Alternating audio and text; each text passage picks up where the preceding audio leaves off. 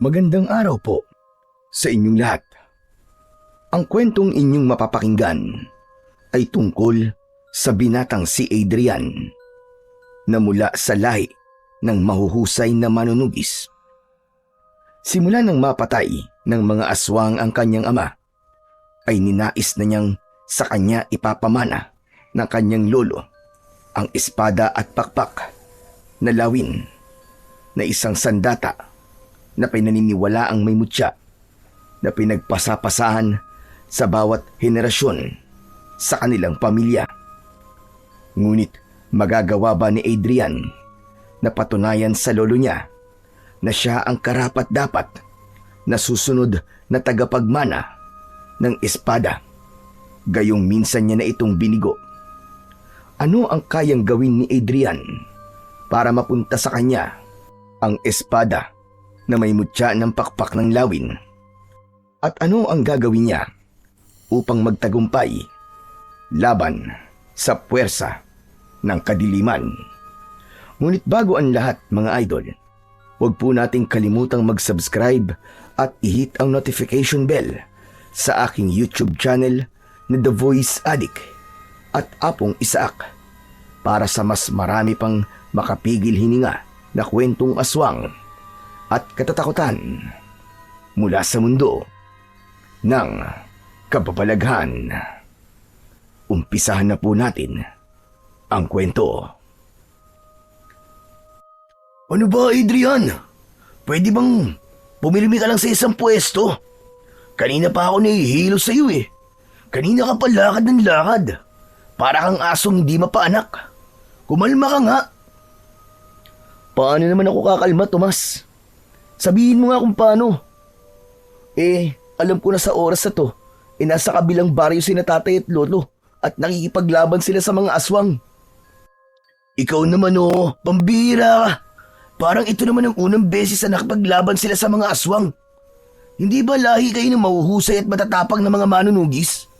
Ang lolo Martin mo, matagal niya nang napatunayan na magaling siyang makipaglaban sa mga aswang.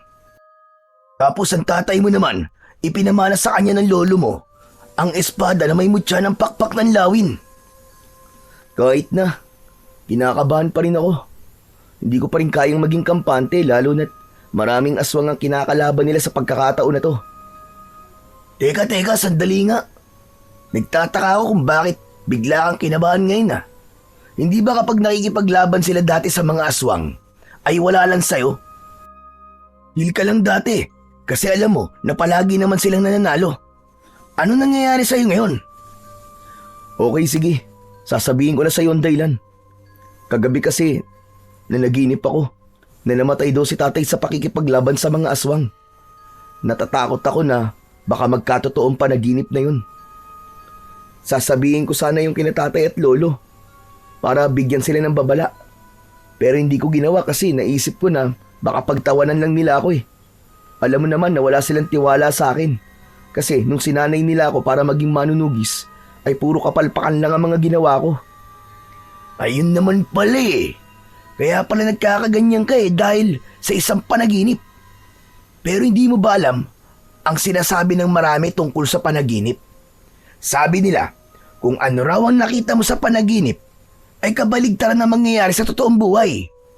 Kaya kung ako sa'yo, Adrian, kakalma na ako. Ibig sabihin, hindi mamamatay ang tatay mo at mahaba pa ang buhay niya. Sino ba nagsabi niyan sa'yo? Paano mo na sigurong totoong ganyang kasabihan? Basta sabi nila. Ang dami mo naman tanong, tol. Maniwala ka na lang sa akin, pwede ba? Ano kaya kung sumunod na lang ako kina tatay? Baka kung ano na talaga nangyayari sa kanila . Malapit na mag-umaga pero wala pa rin sila hanggang ngayon.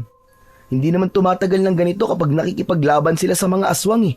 Kinakabahan na talaga ako. Hindi ang tatay mo mamamatay, tol, kundi ikaw kapag ginawa mo yan. Ano bang alam mo sa pakikipaglaban sa mga aswang? Di ba wala naman? Basta, dito lang tayo sa bahay nyo at hindi ka aalis, tapos. Pasalamat ka nga at sinamahan pa kita sa paghihintay sa tatay at lolo mo . Sus, kaya lang naman nandito kay para ikaw ang unang makakarinig ng kwento nila . Kilala kang chismoso rito sa baryo natin eh. Hayaan mo na. At least, magagandang chismis lang naman ang ipinagkakalat ko. Hindi na muna nagsalita si Adrian. Dumungaw siya sa bintana at umasa na makikita niya na ang kanyang tatay at lolo na paparating. Ngunit bigo siya. Natatanaw na niya sa silangan ang unti-unting pagsikat ng araw.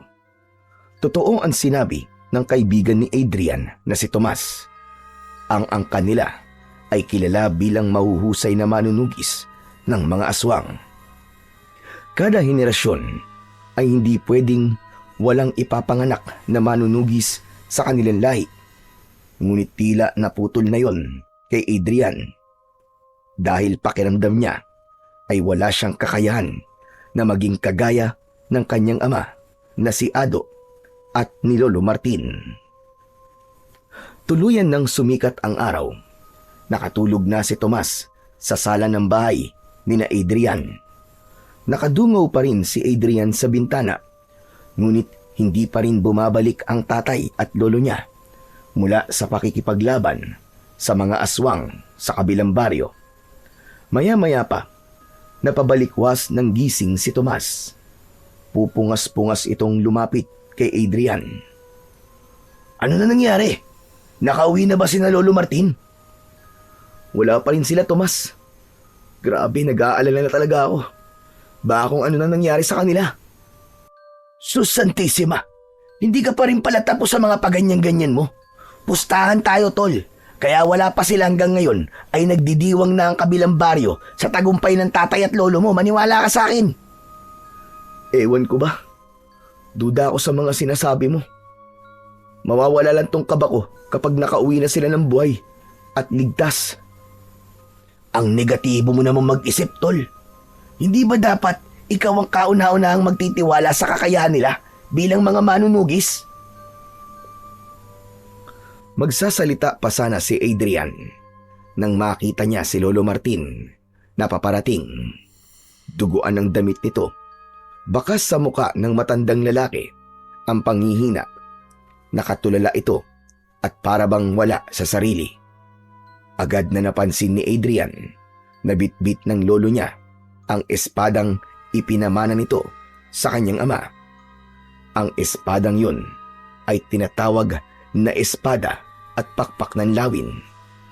Hindi alam ni Adrian ang kasaysayan ng naturang espada dahil ayon sa kanyang lolo ay sinasabi lang yun sa mga pinamamanahan ng naturang espadang may mutya. Oh, nandiyan na pala ang Lolo Martin mo eh. Sinalubong ni Adrian si Lolo Martin. Labis ang pag-aalala niya dahil hindi niya nakita ang kanyang ama.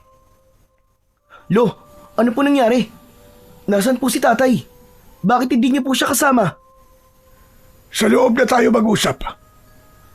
Naunang pumasok si Lolo Martin sa kanilang bahay.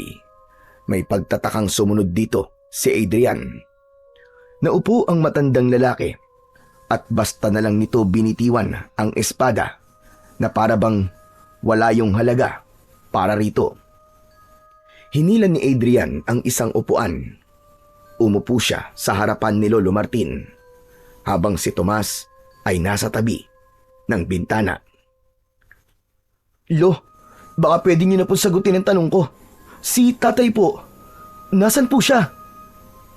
Huwag ka sanang mabibigla, Apo. Pero ang tatay mo,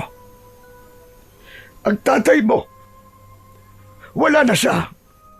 Ano po? Paano pong wala na? Patay na siya, Adrian. Patay na ang tatay mo. Hindi. Hindi po totoo yan. Hindi po pwedeng mamatay si tatay. Nagsasabi ako ng totoo, Apo. Pinatay siya ng mga aswang na nakalaban namin sa kabilang baryo. Hindi, Lolo, hindi. Nagbibiro lang po kayo. Imposibleng mapatay ng mga aswang si tatay. Hawak niya ang espadang may mutya ng pakpak ng lawin. Ang sabi niyo yan ang pinakamakapangyarihang sandata laban sa mga aswang, di ba? Kaya paano po siya mapapatay ng mga aswang? Napakabilis ng mga pangyayari. Pinagtulungan siya ng mga aswang. Nabitiwan niya ang espada at doon siya nilapan ng mga kalaban namin. Napakasakit na hindi ko man lang siya nagawang tulungan. Nabigo kami sa aming misyon.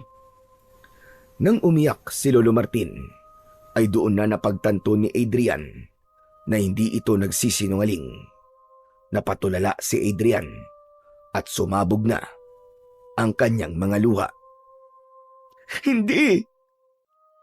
Hindi pwede! Pero ang sabi niyo bago kayo umalis kagabi, ay buhay at ligtas kayong babalik dito, di ba? Bakit ganon? Bakit ganon, Lolo Martin? Napayuko si Lolo Martin habang patuloy na umiiyak. Maya-maya pa ay may mga kalalakihang dumating. May bit-bit ang mga yon na pahabang kahon na gawa sa plywood. Naramdaman ni Adrian na ang tatay niya ang laman ng kahon na yon. Lumuluhang nilapitan ni Adrian ang mga lalaking may buhat sa kahon. Ibaba niyo ang kahon na yan! Ibaba niyo! Matapos ibaba ng mga lalaki sa lupa ang kahon, ay lumuhod si Adrian sa tabi nun. Nanginginig ang mga kamay na binuksan yon ni Adrian. Pakiramdam niya ay bumagsak sa kanya ang langit nang makita niya sa loob ng kahon ang duguan at sugatang katawan ng kanyang ama. Halos hindi niya na ito makilala sa dami ng sugat nito sa muka. Hindi alam ni Adrian kung paano hahawakan ang kanyang ama. Wala siyang nagawa kundi ang umiyak ng umiyak. Gusto niyang isipin na panaginip lamang ang lahat, pero alam niya na yun ay isang realidad. Wala na ang kanyang ama at habang buhay niya itong hindi na makakasama. Sa unang gabi ng lamay ng tatay ni Adrian ay dumagsa ang mga taong nais makiramay. Naroon ang ilan sa mga taong iniligtas ng tatay niya mula sa kamay ng mga aswang. Mabuti na lang at naroon si Tomas para tulungan sila sa pag-aasikaso sa mga nakikipaglamay. Habang nakaupo si Adrian sa tabi ng kabaong ng tatay niya, ay lumapit sa kanya ang kaibigan niyang si Tomas. Tol, paubos na pala mga biskwit ha. Ang dami pang tao na nakikipaglamay. Meron pa sa kwarto ni Lolo na 2 lata ng biskwit. Sandalit, kukunin ko lang. Wag na. Dito ka na lang at ako na lang ang kukuha. Tol, salamat ha. Salamat para saan? Sa pag-aasikaso mo sa mga tao rito. Nako, wala yun. Alam mo namang malaki ang utang na loob ko sa tatay mo, hindi ba? Nung bata pa ako, ay kinuha ako ng aswang. Ang tatay mo nagligtas sa akin, di ba? Kundi dahil sa kanya, aba, baka wala na ako ngayon dito. Napakarami talaga ng natulungan ni tatay, no? Tapos ako na nag-iisa niyang anak, ay siguradong hindi magiging kagaya niya. Ano ka ba naman, Adrian? Pambihira ka. Huwag ka magsalita ng ganyan. Bata ka pa naman eh. Hindi pa uli ang lahat para maging kagaya ka ng tatay mo. Pero kung sakaling hindi ka maging kagaya niya, paniguradong magiging magaling ka pa rin sa ibang bagay. O paano? Kukunin ko na muna yung mga biskwit ha. Sige tol, maraming salamat. Umalis na si Tomas sa tabi ni Adrian. Sinilip ni Adrian ang kanyang ama sa loob ng kabaong.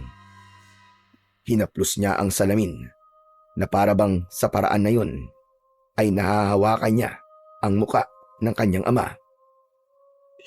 Tay, hindi ko po hahayaan na mauwi sa wala ang pagkamatay niyo, Tay. Gagawin ko po ang lahat para maipagmalaki niyo ako. Kahit nasa kabilang buhay ka na.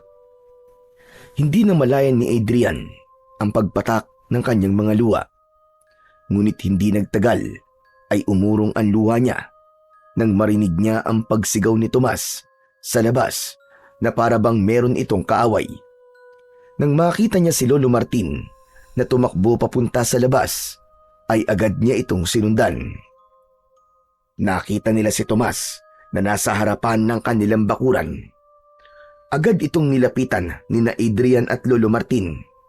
Nakita nila ang ilang mga tao na nagmamadaling naglakad palayo na nahinuha ni Adrian na mga sinisigawan ni Tomas. "Huwag na kayong babalik dito ha! Mga wala kayong respeto sa patay! Mga buwisit kayo!" Tomas, ano't sumisigaw ka rito? Abay, lasing ka ba? Saka, bakit mo pinaalis yung mga tao na yun? Hindi ba sina Aling Mosang yun? Nakikipaglamay sila rito kanina. Sus, nandito lang naman ang mga chismosang yun para makikain ng biskwit at sopas eh. Tol, wala namang problema kung nandito sila para makikain lang eh. Saka panigurado na hindi lang pagkain kaya sila nandito. Hindi ba iniligtas ni tatay ang anak na buntis noon ni Aling Mosang mula dun sa tiktik? Sigurado ko na kaya sila nandito ay bukal sa loob nilang pakikiramay. Yun na nga tol eh. Tinulungan ng tatay mo ang anak ni Aling Mosang. Pero yung si Aling Mosang na yun, yung chismosa na yun, abay walang utang na loob. Ano ba sinasabi mo, Tomas? Pwede bang diretsuhin mo na kami? Ano bang dahilan at galit na galit ka kay Mosang at sa mga kasama niya? Paano ba naman po, Lolo? Habang namimigay po ako kanina ng mga biskwit, ay narinig ko pong pinag-uusapan ni na Mosang ang tatay ni Adrian. Abay biruin nyo, ang sabi nila ay wala raw kwentang manunugi si Mang Ado. Kasi sabi nila, kahit kay Mang Ado niyo raw po ipinamana yung espada, ay natalo pa rin siya ng aswang. At hindi lang yun, narinig ko mismo sa bibig ni Aling Mosang na sinisisi ng mga taga-kabilang baryo si Mang Ado kung bakit maraming namatay na tao ron. Umasa raw kasi ang mga tao kay Mang Ado, pero binigulang sila nito. Nababahalang tinignan ni Adrian ang kanyang lolo. Napansin niya ang galit sa muka ng matandang lalaki. Lolo, totoo po ba yun? Sinisisi ng mga tao sa kabilang baryo si tatay. Ang totoo ay ngayon lang nakarating sa akin ang sinabi ni Tomas. Hindi ko alam na sinisisi pala nila ang anak ko. Ginawa ni Ado ang lahat para maprotekta ng mga tao sa kabilang baryo. At sa kagustuhan niyang protekta ng lahat mula sa mga aswang, ay buhay niya ang naging kapalit. Isang beses lang nabigo ang tatay mo, Adrian. Isang beses lang sa napakaraming beses niyang nakapagligtas ng buhay ng iba. Tapos, ganun pa ang sasabihin nila sa anak ko. Kaya nga po, Lolo eh. Hindi po ba pwedeng ang mas maraming pagtulong at magagandang bagay na nagawa ni tatay ang alalahanin nila kaysa sa kanyang pagkamatay? Nako, marami talagang ganyang tao, tol.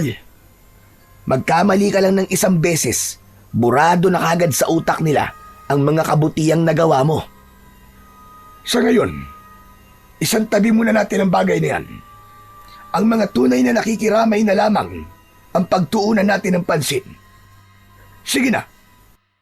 Matapos yun, ay bumalik na sa loob ng bahay sina Lolo Martin at Tomas. Naiwan si Adrian sa labas. Tinignan niya ang mga taong naroon at tinanong niya ang kanyang sarili kung ilan ba sa mga yon ang totoong malungkot sa pagkamatay ng kanyang ama. Matapos ang 3 gabi, ay inilibing na ang tatay ni Adrian. Pagkatapos ng libing, ay umuwi na sila ni Lolo Martin sa kanilang bahay. Sumalubong sa kanila ang nakakabinging katahimikan. Hindi maiwasang malungkot ni Adrian dahil sa katotohanan na simula sa araw na yon ay hindi na niya maririnig ang paghalakhak ng kanyang tatay. Masayahing tao kasi ito at sobrang mapagbiro. Nilapitan ni Lolo Martin ang espada na nasa isang sulok. Puno pa rin yun ng natuyong dugo mula sa huling pakikipaglaban ng tatay ni Adrian sa mga aswang. Kinuha ng matandang lalaki ang espada at tinignan. Kailangan ko na itong linisan bago ko itago. Lolo, naalala ko po yung sinabi niyo dati na kapag ipinamana ang espada na yan sa karapat-dapat, ay walang aswang ang makakapatay sa may hawak ng espadang yan. Nagtataka lang po ako kung bakit namatay pa rin po si tatay. Mahirap matukoy ang tunay na kasagutan sa tanong mo na yan, Adrian. Pero kung uunawain nating mabuti ang nangyari, maaaring hindi karapat-dapat ang tatay mo sa espadang ito. Pero paano pong nangyari yun? Nag-iisang anak niyo lang po si tatay. Paanong hindi siya magiging karapat-dapat? Siya lang po ang natatanging susunod sa yapak niyo, hindi po ba? Sa totoo lang ay hindi ko rin alam. Minsan ang mga ganitong mahiwagang sandata ay mahirap unawain. Ngunit ang sabi sa akin ng tatay ko na siyang nagpamana sa akin ito noon, sa bawat henerasyon ng ating pamilya ay may isang lalaki na dapat magmanang ito. Nag-iisang anak ko nga ang ama mo, kaya sa kanya ko to ipinamana. Kaya nagtataka ako kung bakit hindi siya ang karapat-dapat. Hindi po kaya may pagkakataon na may paglaktaw na nangyayari? Halimbawa po sa isang henerasyon ay walang karapat-dapat, pero sa susunod po ay meron na. Hindi ko talaga alam, Adrian. Gaya ng sinabi ko, mahirap maunawaan ng mga mahihiwagan sandata na gaya ng espadang ito. Pero ngayong wala na po si tatay, ibig po bang sabihin ay kayo na ulit ang nagmamay-ari ng espada? Ganun na nga. Ngunit kailangan ko na itong maipamana. Matanda na ako, Adrian. Hindi na kaya ng aking katawan na gamitin at dalhin ang kapangyarihan itong taglay. Kung ganun, ipapamana niyo na po ba ang espada sa akin? Tama po ba? Adrian, ayoko makapagsalita sa ng masakit, lalo na't kakalibing pa lang ng iyong ama. Ayokong dagdagan ng sakit na nararamdaman mo ngayon. Alam mo na kung anong magiging kasagutan sa tanong mo. Nagbibiro lang naman po ako, Lolo. Alam ko naman po na hindi po ako ang karapat-dapat na maging tagapagmana ng espada na yan. Dahil wala naman po sa akin ng mga katangian para maging isang mahusay na manunugis. Kahit nga po ang tamang paghawak ng espada, ay hindi ko pa po alam. Kaya nga sana ay magkaroon ka na ng asawa. Nang sa ganun ay magkaroon ka na rin ng anak. Malay mo, ang anak mo pala ang susunod na magiging tagapagmana ng espadang ito. Pero Lolo, hindi ko po ba talaga malalaman kung ano pong kasaysayan ng espadang yan? Kahit po sana ang dahilan kung bakit po yan tinawag na espada na may mutya ng pakpak ng lawin. Gusto ko pong malaman. Ikinalulungkot ko, pero hindi ko maaaring sagutin ang mga yan. Hindi ba't sinabi ko na sa noon na ang tagapagmana lamang ang pwedeng makaalam ng lahat ng tungkol sa espadang ito? Sayang naman, talagang nais ko po kasing malaman ang kwento po sa likod ng espadang yan. Sa ngayon, ay dito na natin tatapusin ang ating pag-uusap, Apo. Magpahinga ka na at alam kong ilang gabi ka na rin walang maayos sa tulog. Ako naman ay lilinisin ko muna ang espadang ito. Sige po, Lolo. Pagkatapos niyo po riyan, ay magpahinga na rin po kayo. Pumasok na si Adrian sa kwarto nila ng kanyang tatay. Sandali siyang tumayo sa gitna ng naturang silid upang pagmasdan ang mga gamit ng namayapa niyang ama. Nakasabit pa rin sa likod ng pinto ang paborito nitong jacket. Kinuha niya ang jacket at niyakap niya yon na para bang yun ang kanyang ama. Naluwa si Adrian nang mapagtanto niya na kahit isang beses ay hindi niya nagawang yakapin ang tatay niya noong buhay pa ito. Hindi rin niya nasabi rito na mahal niya ito. Masyado siyang naging kampante na marami pa siyang pagkakataon para gawin at sabihin yon. Ngunit nang biglaang nawala ang kanyang tatay, ay doon niya nalaman na totoo nga na napakaikli lamang ng buhay ng isang tao. Nang mga sumunod na araw, ay mas ginawang abala ni Adrian ang kanyang sarili upang hindi niya masyadong maramdaman ang lungkot sa pagkamatay ng kanyang ama. Kulang na nga lang ay buong araw siyang magtrabaho sa taniman ng mga gulay kung saan sila parehas na nagtatrabaho ni Tomas. Sa tuwing umuuwi kasi siya sa bahay nila at mag-isa siya sa kanyang kwarto, ay bumabaha ang alaala ng tatay niya at hindi niya maiwasan ang pag-iyak. Isang hapon, papalubog na ang araw, ngunit nagbubungkal pa rin si Adrian ng lupa sa taniman ng mga gulay. Lumapit sa kanya si Tomas na handa nang umuwi. Aba tol, ano pang ginagawa mo dyan? Oras na ng pag-uwi ah. Tapos na ang oras ng trabaho natin. Ipapaalala ko lang sa'yo na wala nang dagdag na bayad yung pag-o-overtime mo na yan. Mauna ka nang umuwi, Tomas. Mamaya pa ako. Tatapusin ko lang tong isang hilera ng taniman ng pechay para bukas ay pwede na tong taniman ng binhi. Nagtaka si Adrian nang kinuha ni Tomas ang isa pang piko at nagsimula na rin itong magbungkal ng lupa. Oh, anong ginagawa mo? Akala ko ba uuwi ka na? Mamaya na, tutulungan na kitang tapusin to para makauwi ka na rin. Tomas, hindi mo ako naiintindihan eh. Gusto ko talagang may ginagawa ako. Kapag kasi bakante ang utak ko, inaalala ko lang si tatay. Mas lalo lang ako nalulungkot. Naiintindihan kita tol. Ganyan din ako nung namatay si nanay. Ginagawa kong abalan sarili ko para takasan ng lungkot.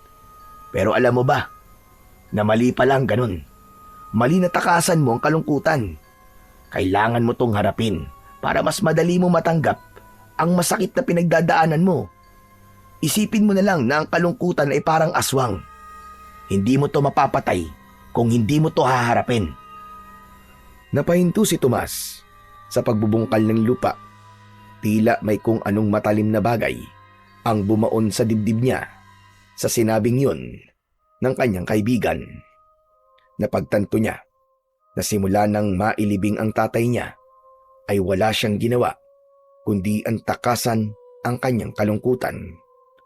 Kahit paano ay naliwanagan siya na dapat niyang harapin ang lungkot na yon hanggang sa masanay na siya at matanggap niyang wala na talaga ang tatay niya. Tol, hindi ba wala naman tayong trabaho bukas? Oo, wala nga. Bakit mo naman naitanong? Gusto mo bang mag-inom tayo mamayang gabi? Doon tayo sa bahay niyo. Aba, sige ba? Hindi ko tatanggihan yan. Matagal-tagal na rin hindi nasasayaran ng alak ang lalamunan ko. Nakalimutan ko na nga ang lasa nun eh. Tinapos na nilang dalawa ang pagbubungkal ng lupa. Nang matapos na sila roon, ay magkasabay na silang umalis sa taniman ng gulay at umuwi na sila sa kani-kanilang bahay.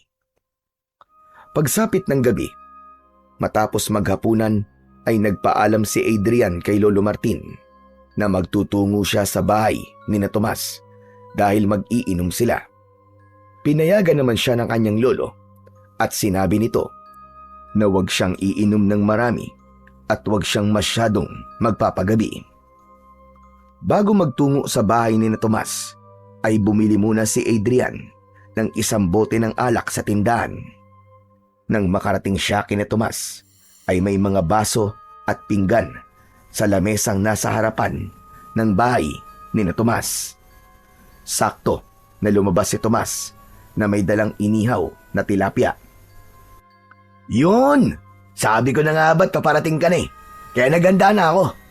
Nag-ihaw nga pala ako ng tilapia. Meron pa sa loob kasi alam kong kulang sa atin ang isang tilapia eh. Ayos yan, tol. Mas lalo tayong gaganahan yan sa pag-iinom natin kasi masarap ang pulutan natin. Sandali lang. Kukunin ko lang ang sausawan natin ha. Toyo na may kalamansi ba? Oo naman. At maraming sili. Alam mo talaga ang paborito ko, tol ha. Yan ang gusto ko sa'yo eh. Siyempre naman. Ano pa't naging magkaibigan tayo simula pagkabata kung hindi ko pa alam kung ano-ano mga paborito mo. Sige na, kunin mo na ang sausawan nang makapagsimula na tayo. Alak na ako eh. Natatawang inilapag ni Tomas ang inihaw na tilapia sa lamesa. Saka ito bumalik sa loob ng bahay. Inilapag na rin ni Adrian ang alak at umupo na siya. Nang bumalik si Tomas, nadala ang sausawan, ay agad nilang sinimulan ang pag-iinom. Nagpalitan sila ng tagay At matapos ang ilang minuto ay naramdaman na ni Adrian ang epekto ng alak sa kanya. At dahil sa tama ng alak ay nagkaroon ng lakas ng loob si Adrian na sabihin kay Tomas ang nasa loob niya. Alam mo ba, tol? Nang dahil sa pagkamatay ni tatay, ay mas lalo ko napatunayan kung gaano ko kawalang kwenta at walang silbi. Bakit mo naman sinasabi yan, tol? May silbi ka. Lahat tayo, may silbi habang buhay pa tayo. Hindi mo ako naiintindihan, tol eh. Magkaiba kasi tayo ng klase ng pamilya na kinalakihan natin. Alam mo naman, di ba, na iba ang pamilya ko sa pamilya nyo? Kuha ko na. Kasi pamilya na manunugis ang pamilya mo. Tama ka. Grabe yung panlilit na nararamdaman ko ngayon, tol. Biruin mo. Tinanong ko si Lolo Martin kung sa akin ba niya ipapamana yung espada. Alam mo ba kung sabi niya? Hindi ko alam, tol. Wala naman ako ron nung mag-usap kayong dalawa eh. Ang sabi niya, mag-asawa na raw ako para magkaroon na ako ng anak. Baka raw sa magiging anak ko, pwede niyang ipamana yung espada. Ibig sabihin, hindi niya talaga nakikita na ako ang susunod na magmamana ng espadang yun. Bakit kasi hindi mo ipakita kay Lolo Martin na karapat dapat ka para sa espadang yun? Paano ko naman gagawin yun, tol? Di ba sinanay nila ako ni tatay tapos puros kapalpakan lang ang ginawa ko? Parang hindi na kasi mabura sa isip ng lolo ko yung ginawa ko na yun eh. Pakiramdam niya, hanggang ngayon, na ganun pa rin ako. Bakit? Hindi ka na ba palpak ngayon? Di ba, hindi mo naman alam. Hindi mo malalaman kung di mo ulit susubukan na patunayan sa lolo mo ang sarili mo, tol. Ewan ko ba, tol? Pakiramdam ko tuloy, hindi niya ako totoo nga po eh. Sana nga, ampun na lang ako para maintindihan ko kung bakit ayaw niyang ipamana sa akin yung espada na yon. Sus, imposible naman na ampong ka. Parang hinulma sa iisang hulmaan ang mukha niyo ni Lolo Martin para kayong pinagbiyak na mangga. Bagyang natawa si Adrian sa sinabing yun ni Tomas. Ngunit sa loob niya ay nagdamdam siya kung bakit ayaw ipamana sa kanya ni Lolo Martin ang espada na marami ng beses na pinagpasapasan sa bawat henerasyon sa kanilang pamilya. Alauna na ng madaling araw nang maubos ni na Adrian at Tomas ang isang bote ng alak. Nagpaalam na si Adrian sa kanyang kaibigan at nagsimula siyang maglakad pauwi sa kanilang bahay. Nang makarating na siya sa bahay, ay agad niyang napansin ang isang pahabang kahon na nakasabit sa dingding. Kinuha niya ang kahon at inilapag sa maliit na lamesa na nasa gitna ng sala. Binuksan niya yon at tumambad sa kanya ang espada. Malinis na ulit yun at makintab na. Tinignan at kinausap niya ang espada na para bang naiintindihan siya nun. Alam mo, ang tagal ko nang gustong mahawakan ka, espada. Pero hindi naman kita pwedeng hawakan kasi ang sabi ni Lolo, kapag hinawakan kita ay maraming mangyayaring kamalasan sa akin. Kasi hindi daw ako ang karapat-dapat. Ngunit nagulat si Adrian nang biglang lumabas si Lolo Martin sa kwarto nito. Lumapit sa kanya ang matanda. Lolo, hindi ko po hinawakan ng espada. Promise po. Teka, bakit nugising pa kayo, Lolo? Susunduin sana kita kina Tomas. Pero hindi ko na itinuloy kasi narinig ko ang mga sinabi mo habang nagiinom kayo, Apo. Alam ko na masama ang loob mo sa akin dahil hindi ko ipinamana sa iyo ang espadang yan. Lo, pasensya na. Lasing po ako nang sabihin ko ang mga yon. Kaya huwag niyo po yung seryosohin, Lo. Hindi po masama ang loob ko sa inyo, promise. Huwag mo nang itanggi. Alam ko na ang mga sinabi mo kanina ay totoong nasa loob mo, Apo. Sana'y maunawaan mo na hindi ko basta-basta pwedeng ipamana sa iyo ang espada, lalo na't hindi ka pa handa. Isa pa, natuto na rin ako sa nangyari sa tatay mo. Ayoko nang magkamali sa pagkakataon na ito. Pero Lo, wala po ba talagang paraan para ako po ang sunod na magmana ng espada?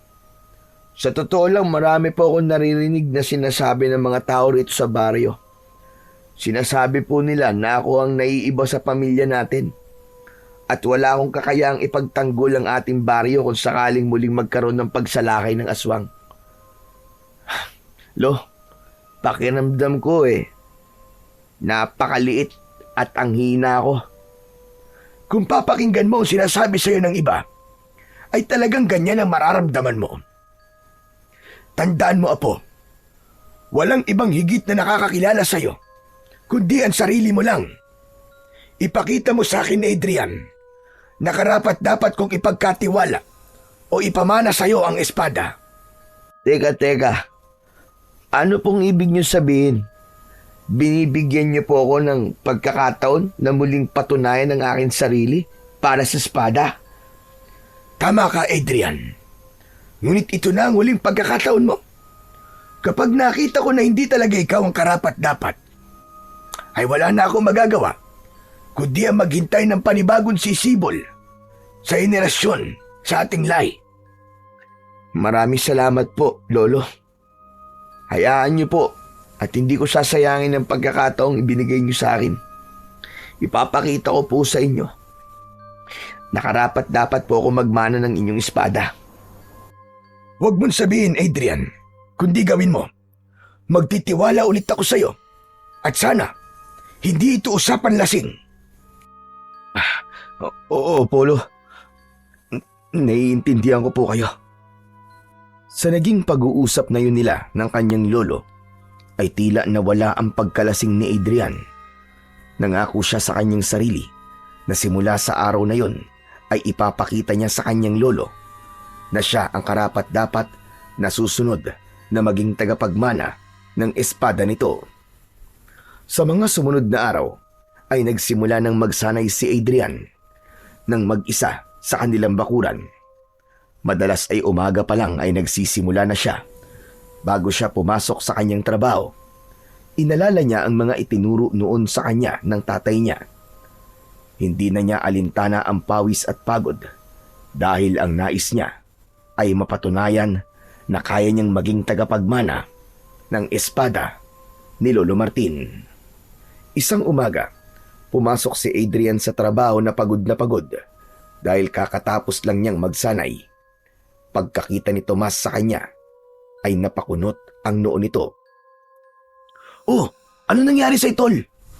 Hindi pa nga tayo nagsisimula magtrabaho mukhang pagod ka na.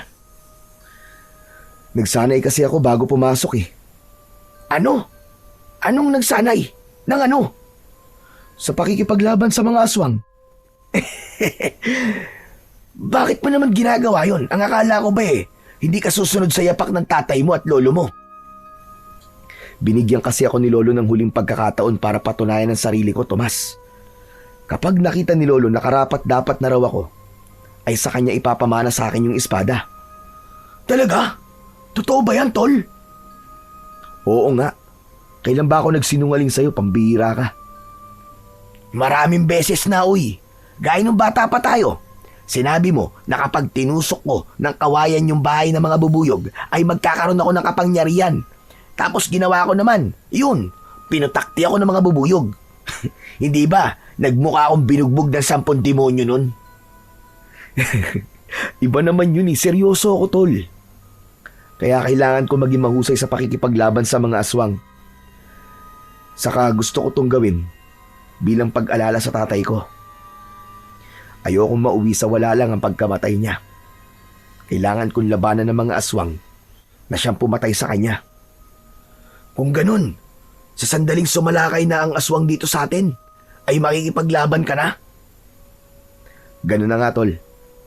Kailangan kong gawin yun kasi sa ganung paraan ko lang may papakita kay Lolo Martin na handa na ako at kaya kong gamitin ang espadang yun. Pero ang tanong, sapat na ba ang pagsasanay na ginagawa mo? Ang ibig ko sabihin hindi ka man lang ba ginagabayan ni Lolo Martin?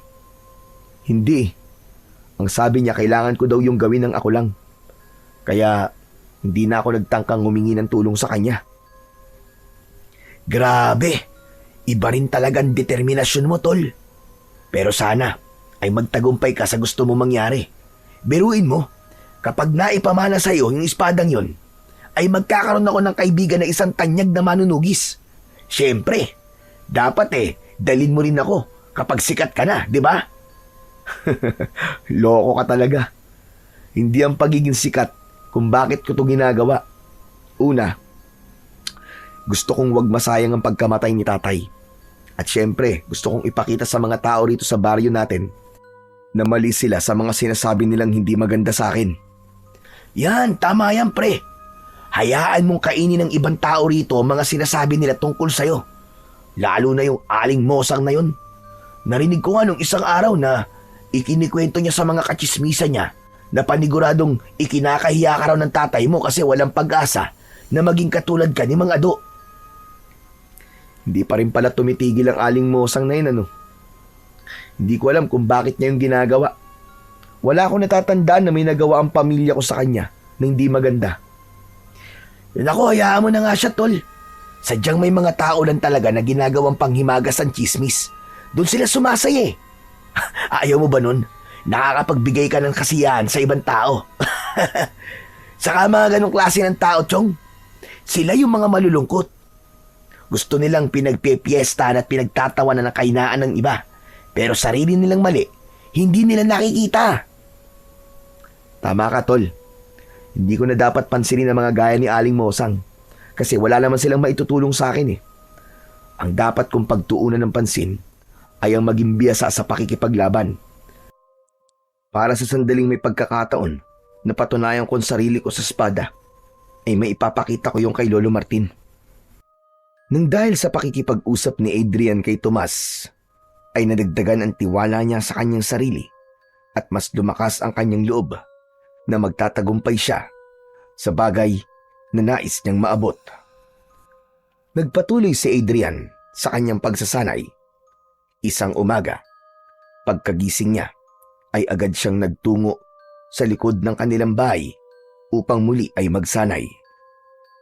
Wala siyang pasok sa trabaho ng araw na yon, pero imbis na magpahinga, ay nagdesisyon siyang ilaan ang buong araw niya sa pag-iensayo. Sa gitna ng kanyang ginagawa, ay narinig niya ang pagtawag sa kanya ni Lolo Martin. Adrian, tumigil ka na muna dyan, apo. Halika't samahan mo ako mag-almusal. Ipinagtimpla na kita ng kape. Baka lumamig na yon. Mamaya na po ako mag-aalmusal, Lo. Magpapapawis lang po muna ako. Ikukondisyon ko po muna ang katawan ko para sa maghapong pagsasanay na gagawin ko. Lumapit si Lolo Martin kay Adrian. Kinuha nito ang kawayan sa kamay niya na ginagamit niya sa pagsasanay. Natutuwa ko sa dedikasyong ipinapakita mo para maging mahusay sa pakikipaglaban. Ang totoo ay lihim kitang pinapanood at humahanga ako sa mga nakikita ko sa iyo, apo. Kahit walang nagtuturo sa iyo, ay nagagawa mong paghusayin ang galaw mo sa bawat araw na lumilipas. Naku, maraming salamat po, Lo. Mas lalo tuloy lumakas ang loob ko dahil po sa sinabi niyo. Ang totoo nga po niyan, Lo. Inaalala ko lang po yung mga itinuro niyo noon ni tatay sa akin. Magandang ginagawa mo. Ngunit hindi mo rin dapat pabayaan ang iyong kalusugan. Ito dapat ang gawin mong prioridad. Dahil walang silbi kung magiging mahusay ka nga sa pakikipaglaban, tapos mahina naman ang iyong katawan. Kaya dapat ay kumain ka ng sapat at sa tamang oras. Huwag ka mag-alala, dahil simula sa araw na ito, ay makakasama mo na ako sa iyong pagsasanay. Ano po? Ano pong ibig niyo sabihin, Lolo? Tutulungan na kita sa iyong pagsasanay para mas maging maayos ang iyong mga galaw sa pakikipaglaban. Pero sa tingin ko, ay hindi mo na kailangan ng aking tulong dahil kaya mo na yan ang mag-isa. Hindi po, Lolo. Kailangan ko po ang tulong nyo. Iba pa rin po kung may gabay nyo ang pagsasanay na ginagawa ko. Sigurado ka ba? Baka makagulo lang kasi ako sa sarili mong estilo. Hindi po. Ang totoo nga po niyan eh. Ilang beses na akong nagtangkang sabihin sa inyo na baka pwede niyo po akong tulungan sa aking pagsasanay. Pero inuunahan po ako ng hiya palagi eh. Ano ka ba? Hindi mo kailangan mahiya sa akin na po. Tayong dalawa na lamang ang magkasama sa buhay. Kaya dapat magtulungan tayo. Sige na, sumunod ka na sa akin sa loob para makapag-almusal na tayo. Sige po, Lo. Maraming salamat po ulit. Nang tumalikod at naglakad na papasok sa bahay si Lolo Martin, ay ngumiti ng malaki ang binatang si Adrian. Hindi niya naitago ang labis na kasiyahan dahil sa sinabi ng kanyang lolo. Pakiramdam niya ay isa lamang panaginip ang lahat at hindi siya makapaniwala na ito mismo ang nag-alok na sanayin siya sa pakikipaglaban sa mga aswang. Matapos mag-almusal, ay sinimulan na kagad ni na Adrian at Lolo Martin ang pagsasanay. Sa likod ng bahay ay tinuruan si Adrian ni Lolo Martin ng iba't ibang teknik sa pag-atake at pagdepensa gamit ang kawayan na kunwari ay isang espada. Habang lumilipas ang oras, naramdaman ni Adrian ang kasiyahan dahil hindi na siya basta pinapanood lang ni Lolo Martin dahil ito na mismo ang nagtuturo at gumagabay sa kanya. Sa bawat tamang galaw na nagagawa niya ay pinupuri siya nito, kaya mas lalong naging malakas ang determinasyon ni Adrian. Para sa binata, sapat na yon bilang senyales na unti-unti na niyang napapatunayan ang kanyang sarili at nakukuha na niya ang tiwala ng taong matagal nang nag-aalinlangan na ipamana sa kanya ang espada na may mutya ng pakpak ng lawin. Matapos ang kanilang pagsasanay, ay pagod na naupo si Adrian sa mahabang bangko na nasa ilalim ng puno ng mangga. Habol niya ang kanyang paghinga, pero masaya siya. Lumapit si Lolo Martin sa kanya. Kumusta? Marami ka bang natutunan sa pagsasanay natin ngayong araw? Napakarami po, Lo. Nakakapagod pero masaya po ako na kayo na po nagtuturo sa akin ng mga dapat ko pong malaman. Ipinagmamalaki kita po. Napakalayo mo na sa dating Adrian na sinanay namin noon ni Ado. Ibang-iba ka na ngayon. Bata pa po kasi ako noon, Lo eh. Wala pa ako masyadong determinasyon, pero ngayon, nag-iba na po ang paraan ko ng pag-iisip. Lalo na po nung namatay si tatay dahil sa mga aswang. Ayoko po siyang biguin, lalo na alam ko na ang gusto niya ay akong sunod na magmamana ng inyong espada. Huwag ka mag-alala. Dahil sa sandaling makita ko na handa ka na ay ipapamana ko na sa iyo ang espada. Ang nais ko, kapag gagawin ko yon, ay sigurado na ako at hindi na ako magkakamali. Kaya sana ay mas tatagan mo pa ang iyong loob at habaan mo pa ang iyong pasensya at paghihintay. Nauunawaan ko po, Lo. Ganyan din po ang gusto ko. Ayoko pong madaliin ang lahat. Basta, kapag wala ka ulit pasok sa trabaho, ay magsasanay ulit tayong dalawa. Ano po kaya kung umalis na po ako sa trabaho ko para makapag-focus po ako sa pagsasanay? Yan ang wag na wag mong gagawin. Tandaan mo na kung ikaw ay magiging ganap na manunugis, hindi mo maaaring paikutin dito ang iyong buhay dahil madali ka mapapagod. Isa pa, hindi ka babayaran sa pagiging manunugis, kaya dapat ay may ginagawa kang ibang bagay kung saan kikita ka ng pera. Gusto ko lang po talagang pagtuunan ng pansin ng pagsasanay ko, Lolo. Pero nakuha ko naman po ang ibig niyong sabihin. Kaya hindi na po ako aalis sa trabaho ko. Pero sana po, kung nasan man si tatay, ay masaya po siya sa ginagawa ko. Tiyak akong masaya si Ado. Lingid sa kaalaman mo, palagi niyang sinasabi sa akin na sanayin ka namin ulit kasi noon pa man ay nararamdaman niya na hindi siya ang karapat-dapat na magmana ng espada. Ang sabi niya ay kailangan mo lang nasanayin at baka lumabas ang kakayahan mo bilang isang manunugis. Pangarap niya kasing makita ka na hawak-hawak ang espadang yon. Kaya nga lang ay hindi ako nakinig sa iyong ama. Kahit pala noon pa, ay may tiwala na si tatay sa akin. Dahil po sa nalaman ko na yan, Lo, mas lalo ko pong pag-uusayin ang aking pagsasanay. Tutuparin ko po ang pangarap ni tatay para sa akin.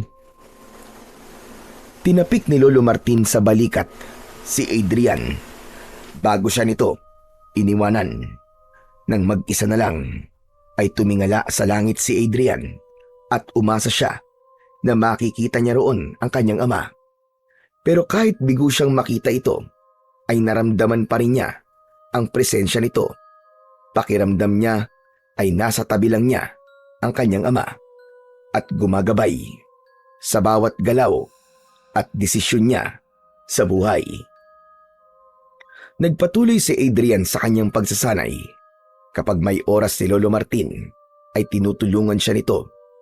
Isang gabi, nagtungo si Tomas sa bahay ni na Adrian upang doon ito makikain. Minsan kasi, kapag hindi gusto ni Tomas ang ulam sa bahay nito, ay nagtutungo ito kina Adrian para makikain. Wala namang problema yun kina Adrian at Lolo Martin dahil mas gusto nilang kasalo si Tomas dahil masyado itong madaldal at nagiging masaya ang kanilang pagsasalo-salo. Lolo Martin, matagal-tagal na pong walang sumasalakay na aswang dito sa baryo natin, no? Bakit? Gusto mo bang magkaroon? Hindi naman po. Siyempre, ayoko. Ang gusto ko lang pong sabihin talagang napatunayan nyo na sa lahat na kayo ay isang mahusay na manunugis. Kita nyo naman, takot na pong bumalik ang mga aswang dito sa ating lugar. Kasi alam nila na nandito kayo. Duda ako sa sinabi mo na yan, Tomas. May pakiramdam ako na anumang sandali ay sasalakay dito ang grupo ng mga aswang na pinamumunuan ni Gubaton. Ano po, Lo? Sino pong Gubaton? Si Gubaton ang pinuno ng mga aswang na kinalaban namin ng iyong ama sa kabilang baryo kung saan siya nasawi. Alam nyo, matagal ko nang nais na patayin si Gubaton dahil sa kakayahan niyang gawing aswang ang isang tao. Ginagawa niya yon upang hindi maubos ang kanyang mga alagad. Naniniwala ako na kapag wala na si Gubaton, ay doon ko lang masasabi na ligtas na ang ating baryo at iba pang mga lugar sa banta ng mga aswang. Talaga po bang malakas si Gubaton at hindi niyo siya napatay? Malakas siya kung ikukumpara sa ibang pangkaraniwang aswang. Ngunit kaya siyang patayin ng aking espada. Kung ganun, bakit hindi niyo pa po siya patayin? Pasensya na, pero hindi ko masasagot ang tanong mo na yan. Saka ko nasasabihin sa iyo ang dahilan kung sakaling dumating na ang araw na ipapamana ko na sa iyo ang espada. Kaya pag-usayan mo pa ang iyong pagsasanay, Apo. Hindi po ba parang napakatagal nang nagsasanay ni Adrian, Lolo? Ano kaya kung ipamana mo na sa kanya ang espada? Baka bigla na lang po sumalakay dito yung Gubaton na sinasabi nyo. Mas mabuti na po yun na kapag nangyari yun, hawak na po ni Adrian ang espada. Hindi porke nagsasanay na si Adrian ay karapat-dapat na siya para sa espada. Bilang kasalukuyang tagapangalaga ng espada at pakpak ng lawin, ay ako makakakita at makakaramdam kung kailan ko na pwedeng ipamana ang espada na yon kay Adrian. Walang magandang maidudulot ang pagmamadali na yan. Yan ang tatandaan mo, Tomas. Tama si Lolo, Tomas. Hindi dapat ako magmadali na ipamana niya sa akin ang espada. Dapat ay mapatunayan ko muna ang aking sarili. Pero Lolo, balik po tayo kay Gubaton. Isa po ba siya sa mga aswang na pumatay kay tatay? Oo, Apo. Pinuntirian ni Gubaton ang iyong ama.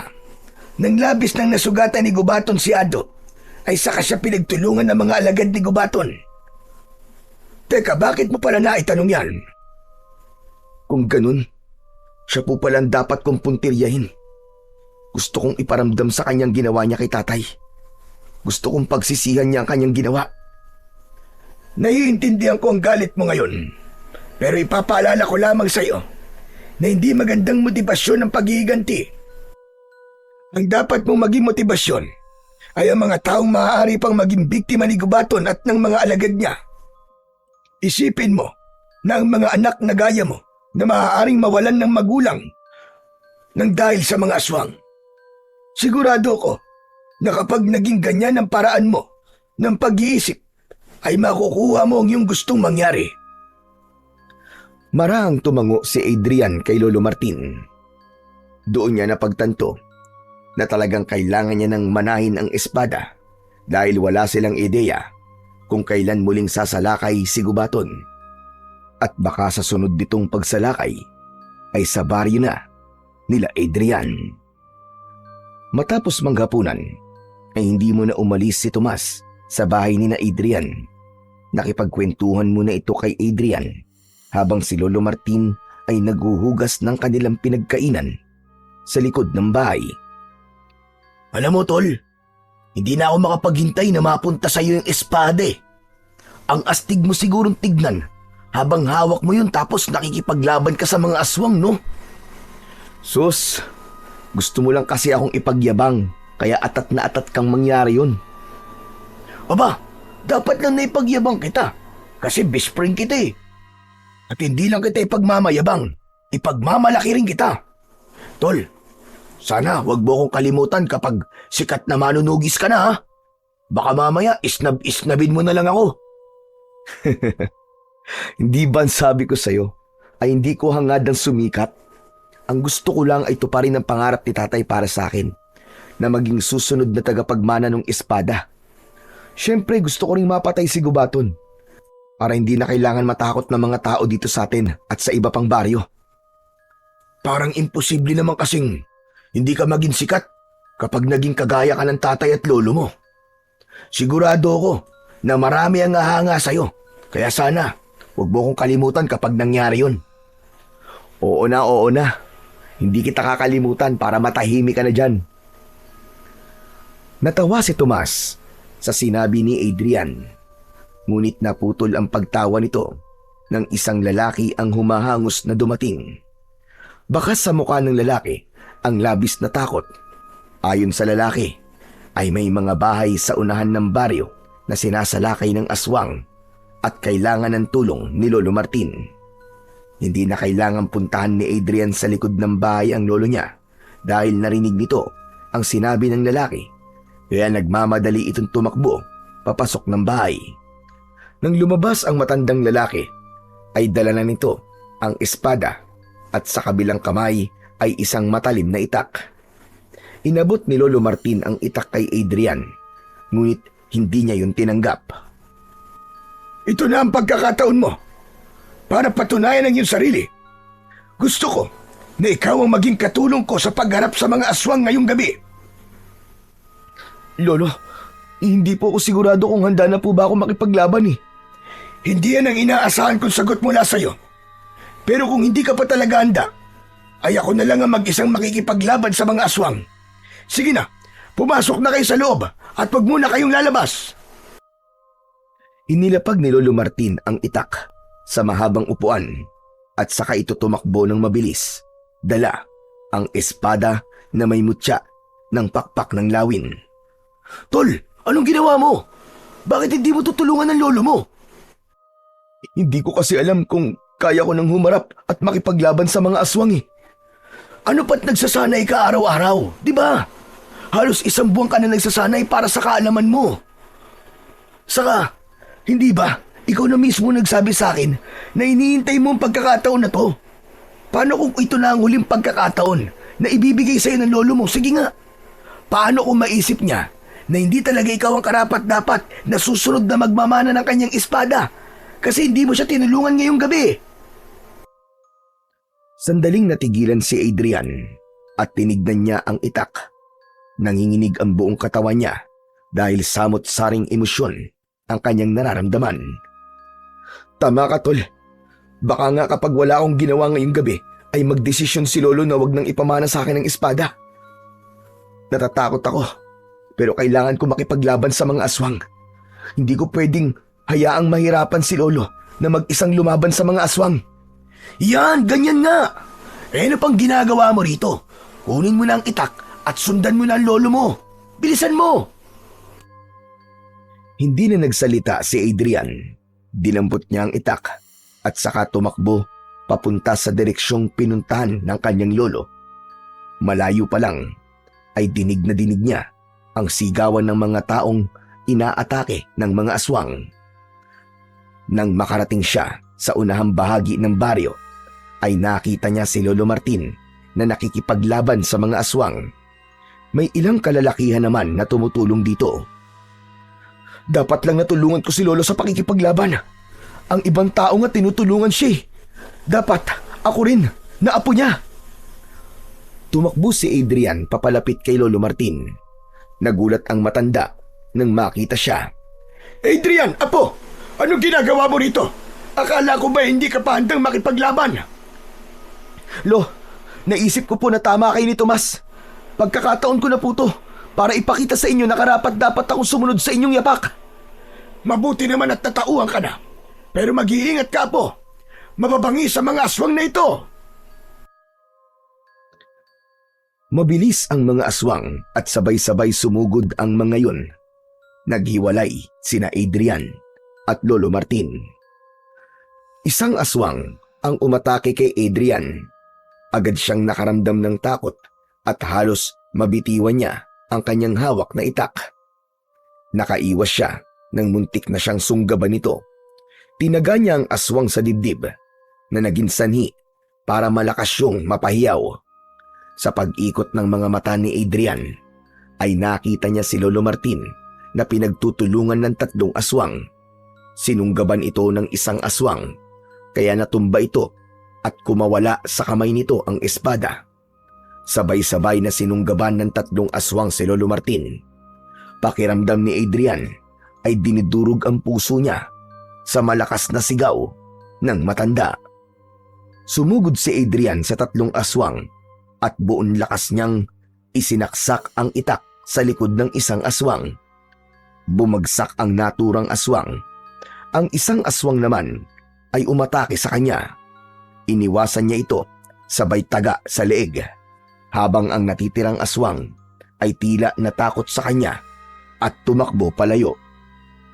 Nagpatuloy ang laban nang muling nakabangon si Lolo Martin, habang si Adrian ay nabuhay ang apoy sa dibdib at nagsimula ng gamitin ang mga teknik na natutunan niya sa kanyang lolo mula sa kanilang pagsasanay. Hanggang sa biglang huminto ang lahat ng aswang nang may narinig ang mga ito na isang malakas na alulong mula sa malayo. Parang utos yun na nagmula sa pinuno ng mga aswang. Isa-isang umatras ang mga aswang hanggang sa tuluyan ng nilamon ang mga yun ng dilim. Ang unang nilapitan ni Adrian ay si Lolo Martin.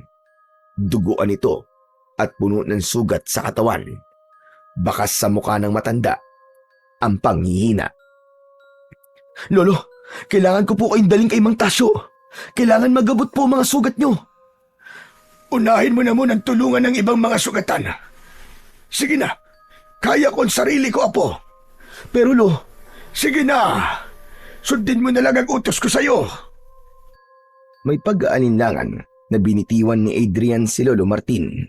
Tumalikod na siya upang tulungan ang iba pang mga sugatan.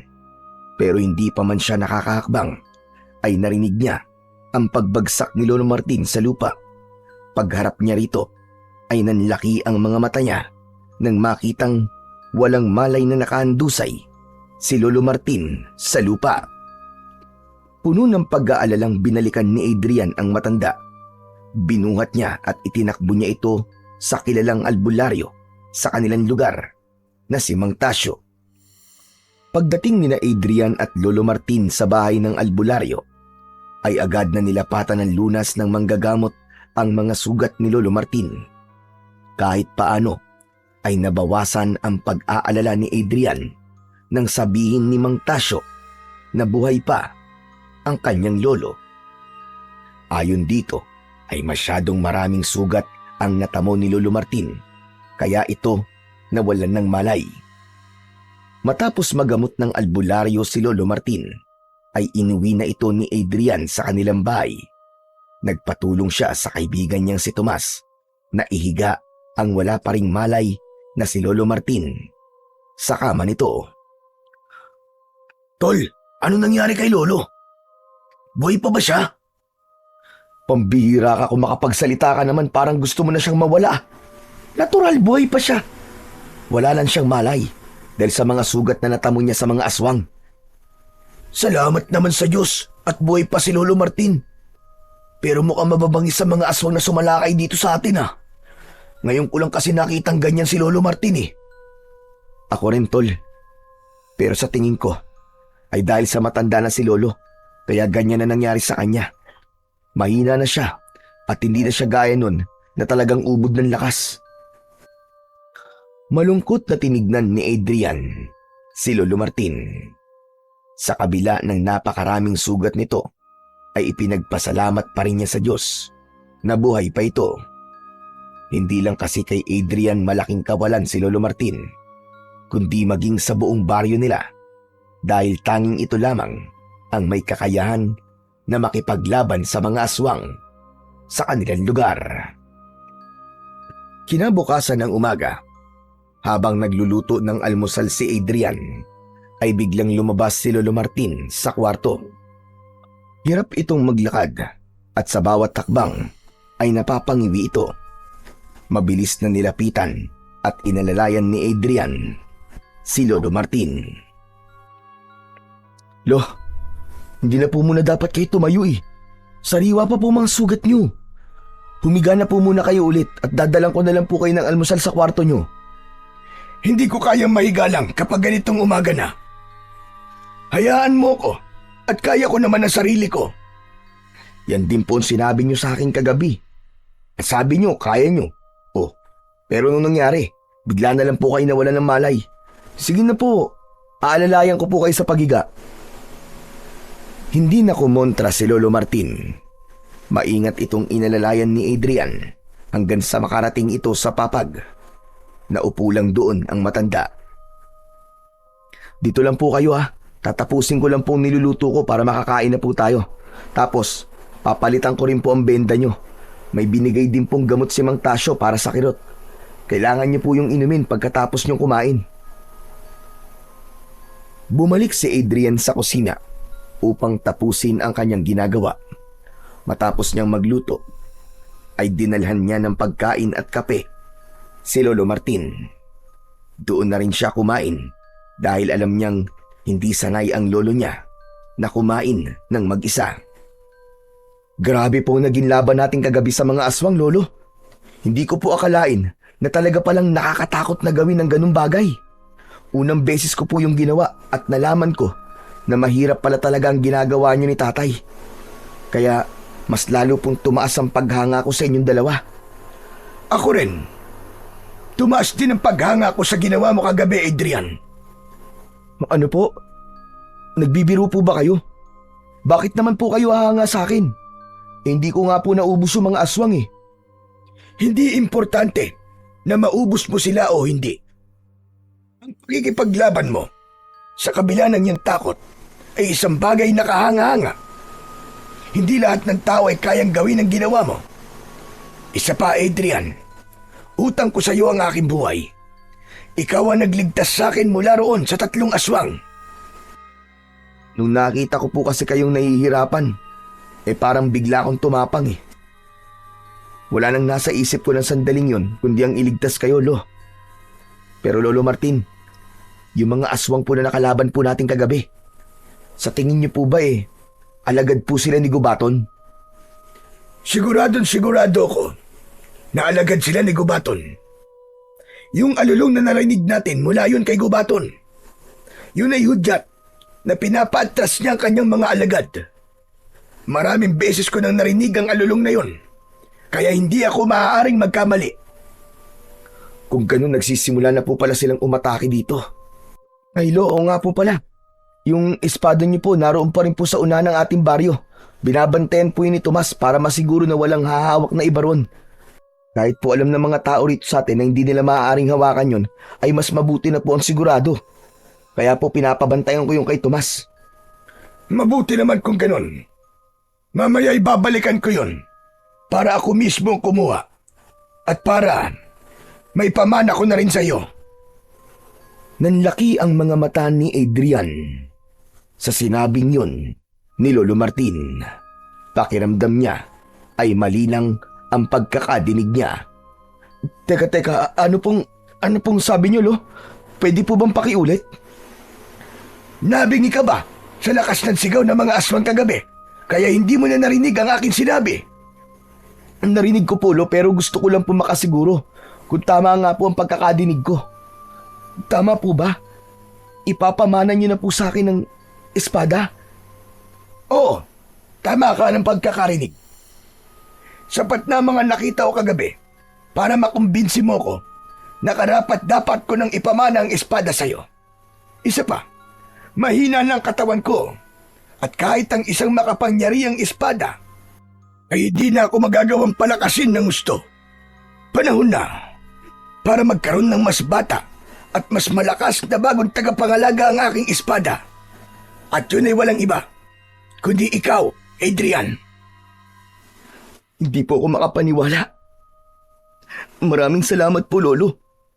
Hindi ko po alam ang sasabihin ko pero sobrang saya ko po. Salamat po talaga! Hindi na napigilan ni Adrian ang mapaluha sa labis na kasiyahan. Maingat niyang niyakap si Lolo Martin at sa loob niya ay nagpasalamat din siya sa Panginoong Diyos dahil naniniwala siya na ito ang may kaloob para mangyari ang bagay na matagal niya nang inaasam. Matapos mag-almusal ay pinainom na ni Adrian ng gamot si Lolo Martin. Inalis niya ang benda ng mga sugat nito at sa kanya yon nilinisan. Pinalitan niya rin ng malinis na benda ang mga sugat ni Lolo Martin. Hindi na nag-aksaya ng oras ang dalawa at pinuntahan na nila ang kinaroroonan ng espada na may mutya ng pakpak ng lawin. Naabutan nila roon si Tomas na matyagang nagbabantay sa espada ni Lolo Martin na nakalapag sa lupa. Hay! Salamat sa Diyos at andito na kayo. Magdamag kong binantayan ng espada niyo, Lolo, ha? Sinigurado ko na talagang walang ibang humawak niyan. Maraming salamat sa iyo, Tomas. Talagang maaasahan ka pagdating sa mga ganitong bagay. Sige na, Tomas. Maaari ka nang umuwi sa inyo para makapagpahinga. Okay po, Lo. Magpagaling po kayo, ha? Tol, mauna na ako. Nagpasalamat din si Adrian sa kanyang kaibigan bago ito tuluyang umalis. Kinuha ni Lolo Martin ang espada at naglakad na sila pabalik sa kanilang bahay. Pagpasok nila sa bahay ay inilapag ni Lolo Martin ang espada sa lamesang nasa gitna ng sala. Magkatabi silang naupo sa mahabang upuan. Hindi ba't noon pa man ay gusto mo nang malaman ang kasaysayan ng espadang yan, Apo? Opo, Lo. Marami po akong gustong malaman tungkol po sa espada niyo. Ngayong ipapamana ko na yan sa'yo, ay nararapat mo nang malaman ang lahat-lahat tungkol sa espada na may mutya ng pakpak ng lawin. Isang malalim na paghinga ang pinakawalan ni Adrian. Labis ang pagkasabit niya dahil napakatagal na panahon niyang hinintay ang pagkakataong yon. Ang espadang yan na tinawag na espada at pakpak ng lawin. Dahil yan, nagmula sa mahiwagang lawin na inalagaan ng diwatang si Salia. Nang mamatay ang naturang lawin, ay ginawang espada ni Salia ang mga pakpak nito na ipinagkaloob sa isang mutya. Yun ang dahilan, kaya may makikita kang disenyo ng pakpak ng lawin sa pagitan ng hawakan at talim nito. Kaya po pala talagang makapangyarihan ng espada na yan kasi isang diwata po may gawa niyan. Tama ka, Apo. At kaya yan napunta sa ating angkan ay dahil noon pa man ay nakikipaglaban na sa mga aswang ang ating mga ninuno. Nais ni Salia na gamitin ang espada niya sa kabutihan at pakikipaglaban sa kasamaan. Kaya ibinigay niya yan sa pinakamalakas na manunugis ng ating angkan.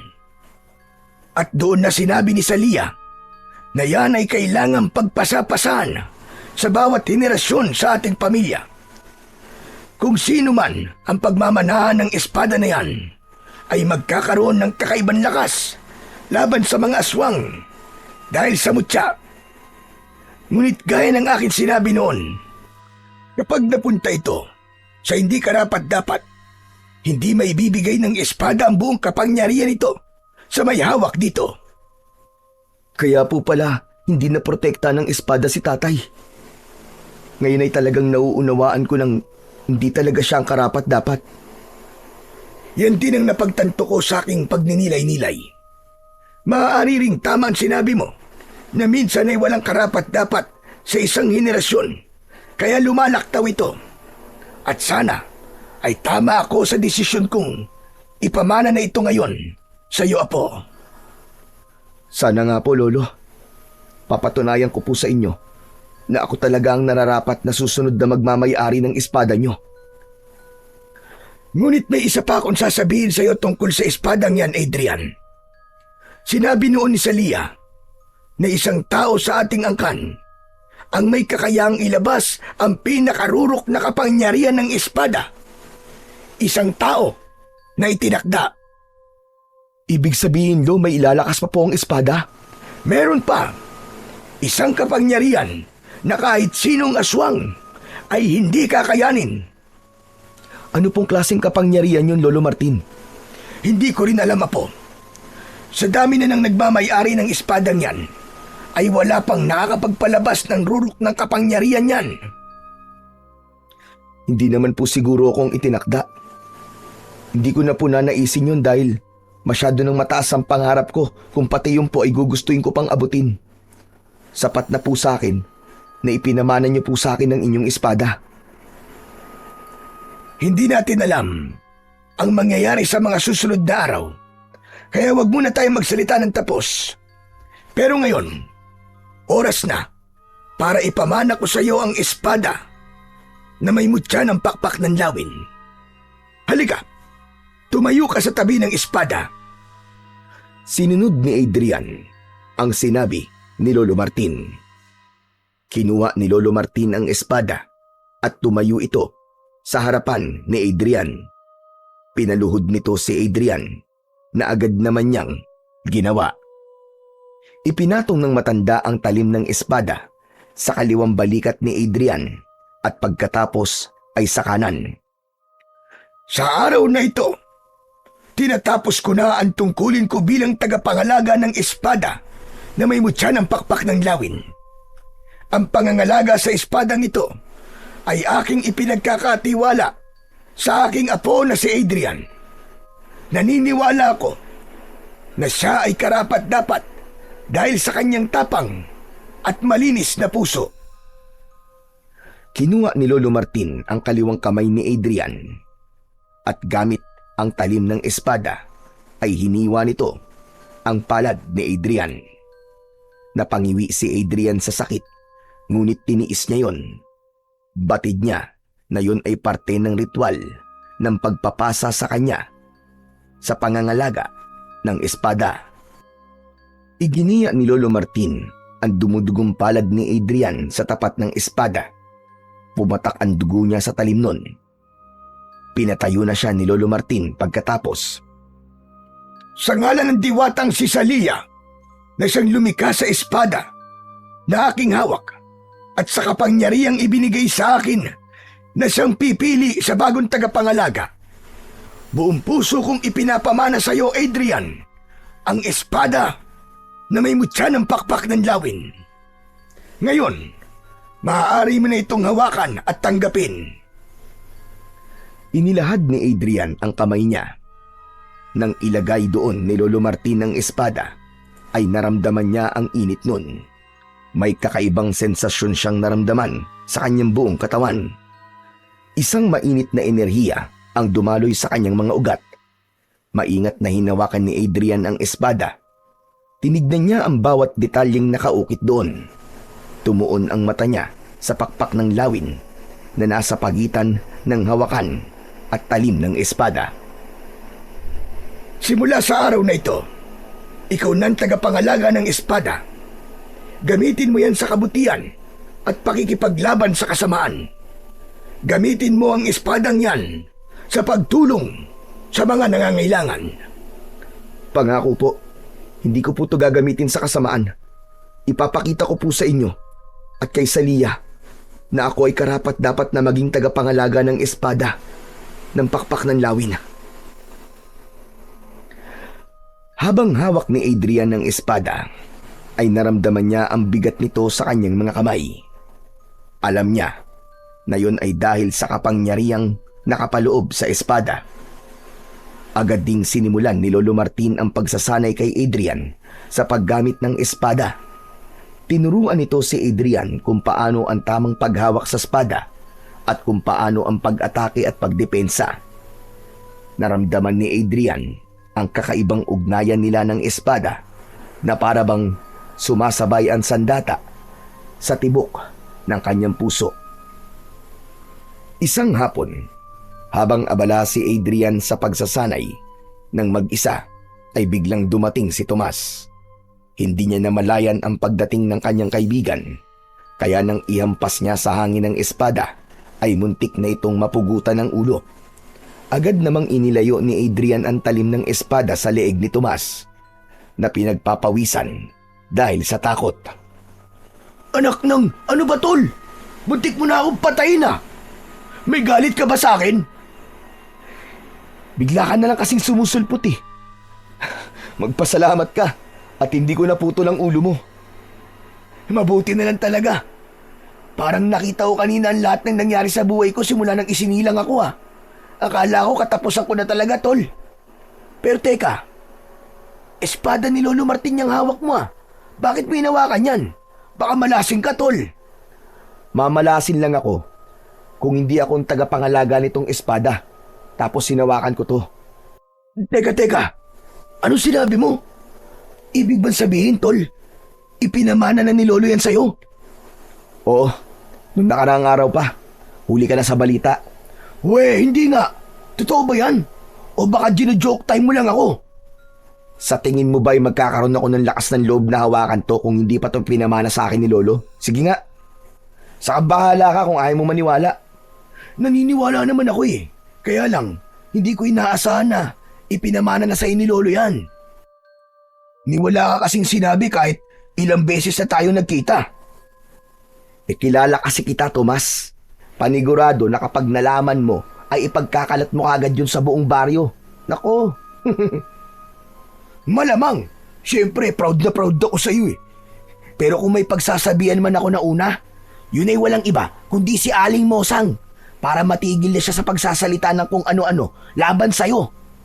Alam mo naman ang katsismosaan ng isang yun. Hayaan mo na lang siya, Tomas. Saka, makikiusap sana ako sa'yo na wag mo munang sabihin kahit na sino na ipinamana na ni Lolo sa akin tong espada ng lawin. Ha? Chong, bakit naman? Ayaw mo bang malaman ng lahat ang tungkol sa pagpapamana sa'yo ni Lolo niyan? Para naman masupalpal lahat ng may hindi magagandang sinasabi sa'yo. Wag muna, Chong. Ayoko munang ipaalam kasi wala pa ako napapatunayan simula nang ako nang nagmamay-ari nitong espade. Gusto ko, sila mismo makakakita na ako na ang bagong may-ari nito. Sa bagay, mas maganda nga yung nasa isip mo.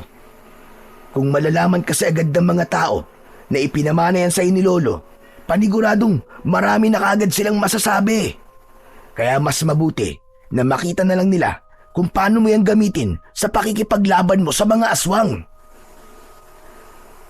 Pero tol, alam mo, medyo kinakabahan pa rin ako eh. Pambihira! At talagang ngayon ka pa kinakabahan ha? Kung kailan nasa iyo na ang espadang makapangyarihan na yan? Kasi may pakiramdam ako na sa susunod na pag-atake ng mga aswang, ay makakaharap ko na ang pinuno nila na si Gubaton.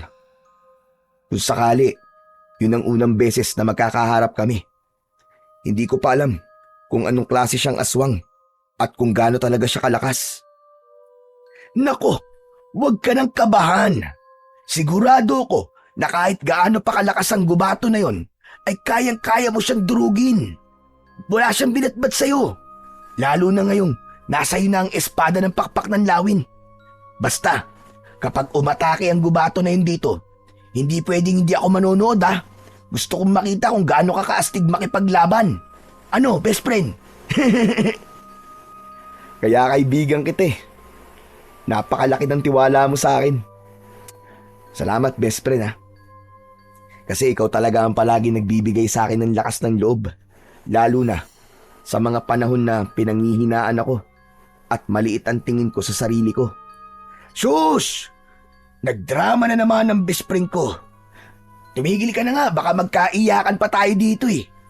Sige na, tuloy mo na ang pagsasanay mo. Papanoorin lang kita dito. Galingan mo ha.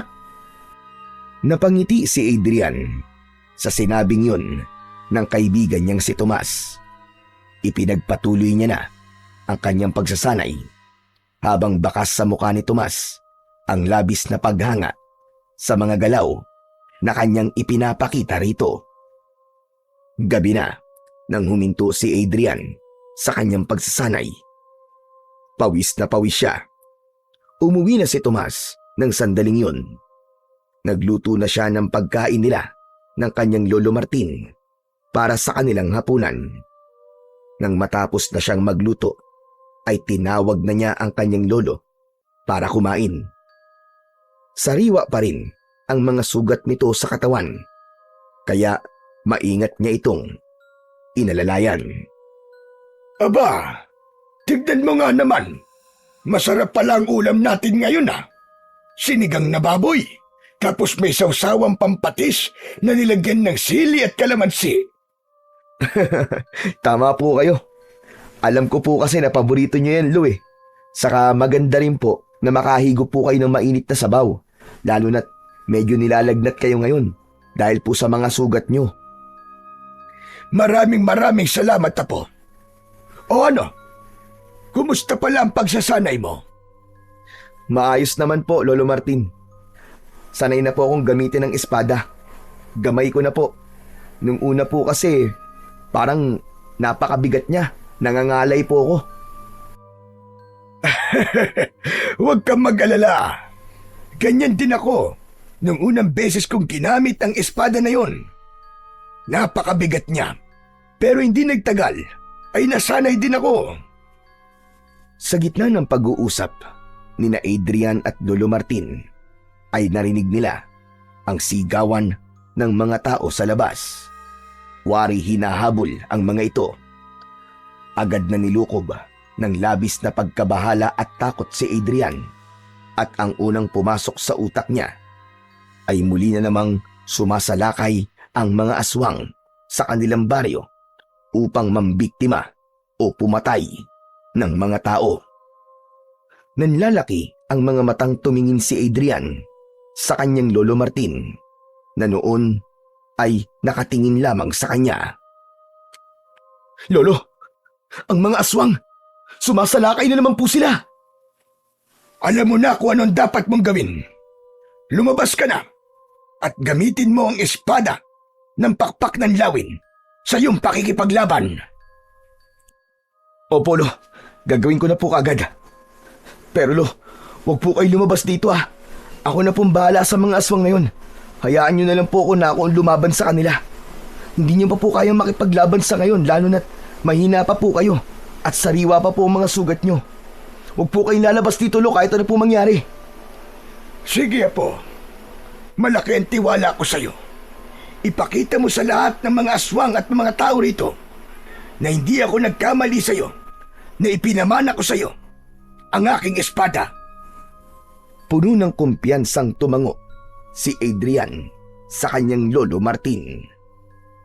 Kinuha na niya ang espada ng lawin at saka siya lumabas ng kanilang bahay. Sumalubong sa kanya ang kaguluhang nangyayari sa kanilang baryo gawa ng mga aswang. Nakita niya ang napakaraming aswang na ang mga mata ay kumikislap sa dilim na akala mo ay bolang apoy. Halatang gutom at uhaw na uhaw ang mga yon sa laman at dugo ng tao. Hoy! Mga diablong buwang kayo! Ang papangit yung mga aswang kayo! Ako ang harapin nyo! At huwag ang mga walang kalaban-laban sa inyo! Sa akin nyo ipakita ang bangis nyo! Sige! Lusob! Sa lakas ng boses na yun ni Adrian, nakuha niya ang atensyon ng mga aswang. Maging ang mga tao ay nagulat nang makitang hawak niya ang espada ng lawin. Isang aswang ang unang umatake sa kanya.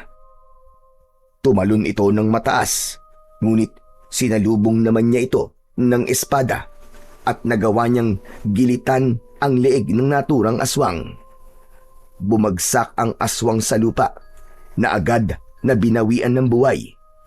Kasunod noon ay 3 pang aswang ang umatake mula sa harapan niya. Hindi umatras si Adrian. Mabilis ang kanyang galaw at matagumpay niyang naiwasan ang mga pag-atake ng mga yun. Gamit ang espada ng lawin ay pinutol niya ang braso ng isang aswang at may isa pang aswang na sinaksak niya sa dibdib at pinagdiinan niya pa ng gusto. Ang isa ay sumugod sa kanya mula sa gilid pero naramdaman niya yon at nagawa niyang sumalag gamit ang espada at sa kanya ito sinaksak sa likod na agad nitong ikinasawi. Habang papalapit ang mas marami pang aswang ay lalo lamang bumibilis ang bawat galaw at pag-atake ni Adrian.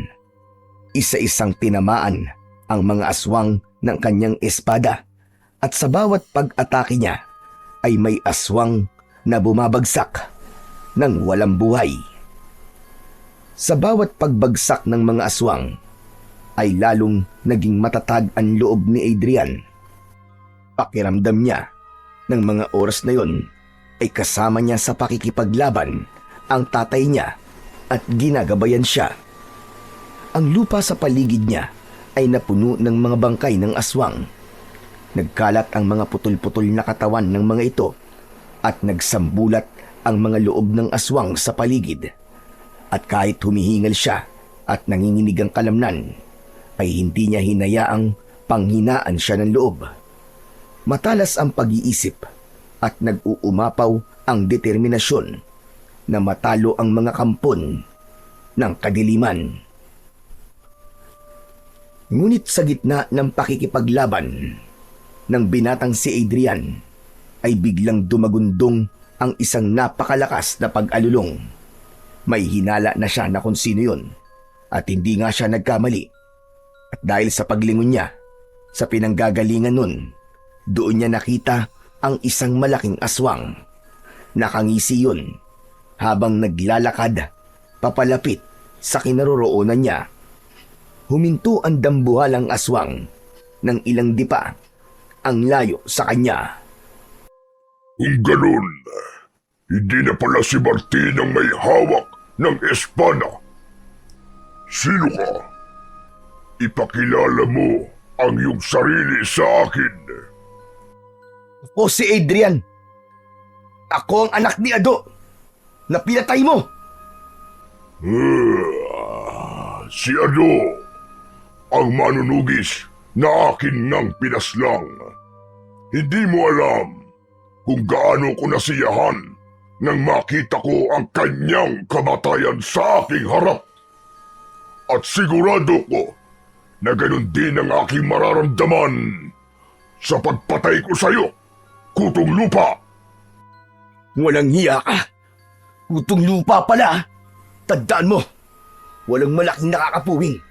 At hindi ko hahayaan na gawin mo sa akin ang ginawa mo sa aking ama.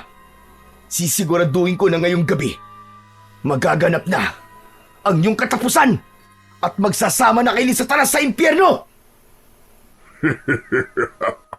Matapang ka.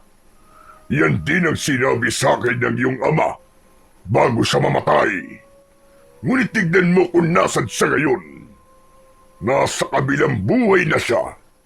At ganun din ang mangyayari sa'yo. Ngunit pahihirapan mo na kita bago kita patayin. Huwag masyadong mataas ang tingin mo sa sarili mo. Huwag kang magsalita ng tapos. Lalo na't hindi mo alam kung gaano katindi ang kagustuhan kong wakasan na ang iyong kasamaan. Matapos yon, ay mabilis na sumugod si Gubaton kay Adrian. Agad naman itong sinalubong ni Adrian gamit ang espada ng lawin. Iniwasan ni Gubaton ang kanyang pag-atake. Sa simula, naging patas ang laban ng dalawa. Nagawang masugatan ni Adrian ang balikat ni Gubaton dahil sa isang mabilis na pag-atake. Nakipaglaban si Adrian sa pinuno ng mga aswang na si Gubaton na parabang matagal na siyang sanay na sanay gamitin ang espada ng lawin na ginawa ng isang makapangyarihang diwata. Ngunit hindi nagtagal, ipinakita na rin ni Gubaton ang tunay nitong lakas. Tumalon ito ng mataas at sinunggaban ang binatang si Adrian, kaya napahandusay siya ng malakas at pasadsad sa lupa. At bago pa siya makabangon, ay mabilis na sumugod muli ang pinuno ng mga aswang na si Gubaton. Napigilan niya ito ng kanyang espada ng lawin, pero hindi niya napansin ang isang kamay nito na umatake mula sa ibaba at napasigaw siya dahil sa pagbaon ng mga kuko nito sa kanyang dibdib. O ano, binata? Wala kang laban sa akin. Gaya ka lang ng iyong ama na mahinang nilalang. Parehas lamang kayong hindi karapat-dapat sa espadang yan. Mga walang binatbat, mga walang silbi. Hindi nagsalita si Adrian. Tinignan lang niyang mabuti ang kalaban niyang pinuno ng mga aswang at pinakiramdaman ang bawat paggalaw ng katawan nito. Animo ay inaaral niya at humahanap ng tiyempo upang umatake. At sa isang iglap, bumuelo siya at nagawa niyang sugatan sa tagiliran si Gubaton. Ngunit nagalit lalo si Gubaton. Hinablot nito si Adrian at ibinalibag sa malayo. Nabitiwan ni Adrian ang espada ng lawin. Nang subukan niyang abutin ng espada, ay mabilis naman na tinapakan ni Gubaton ang kanyang kamay na animo ay nagpapatay ng upos ng sigarilyo. O ano? Ano ka ngayon, mahinang nilalang? Sinabi ko naman sa iyo wala kang binatbat sa akin. Huwag mo nang pilitin ang sarili mo, kutol lupa. Hayaan mo na lang kasi ako. Napatayin ka na para matapos na rin ang paghihirap mo. Ayaw mo ba nun? Makakasama mo na sa kabilang buhay ang iyong ama.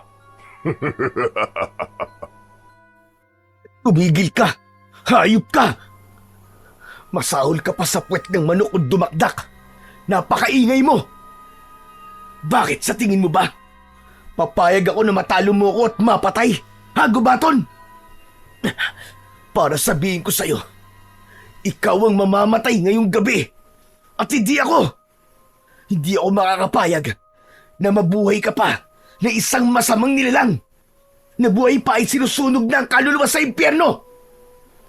Alam ko na mag-aasik ka lang ng lagim at kamatayan dito sa aming baryo kung mananatili kang buhay. Hindi lang sa inyong baryo, kundi sa iba pang lugar ako mag-aasik ng lagim. At patutunayan ko sa lahat na ako magiging hari ng sanlibutan.